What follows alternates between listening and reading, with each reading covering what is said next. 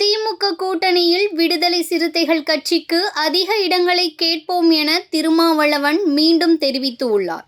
திமுக கூட்டணியில் உள்ள Marxist, communist, விசிக உள்ளிட்ட கட்சிகள் கடந்த சட்டசபை தேர்தலை விட 2026 தேர்தலில் கூடுதல் இடங்களை ஒதுக்குமாறு திமுகவிடம் கோரி வருகின்றனர்.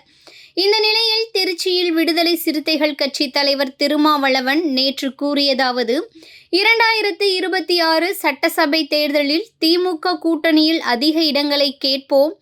எத்தனை இடங்கள் என இப்போது முடிவெடுக்க முடியாது. கட்சி நலனுக்காக அதிக எதிர்பார்ப்பு உள்ளது. அதைவிட கூட்டணி நலன் முக்கியம். எல்லாவற்றையும் கருத்தில் கொண்டு தேர்தல் நேரத்தில் முடிவெடுப்போம்.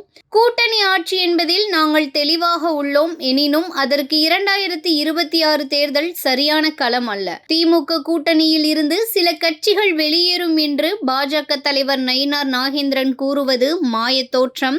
திமுக கூட்டணியில் சலசலப்பை ஏற்படுத்த முயற்சிக்கின்றனர். அண்ணாமலை இல்லாமல் பாஜக, அதிமுக கூட்டணி அமைந்தால் 2026 பாஜக ஆட்சி என்று கூறி அந்த கூட்டணியை அவர் சிதைக்க பார்க்கிறார். இந்த உலகத்தில் ஊழலற்ற ஆட்சி என்று எங்குமே கிடையாது. ஆட்சி, அதிகாரம் இருக்கும் இடத்தில் நிச்சயமாக ஊழல் இருக்கும். எனவே ஊழலை கூறி ஒரு ஆட்சியையோ கட்சியையோ வீழ்த்த முடியாது. அது மிகவும் கடினம்.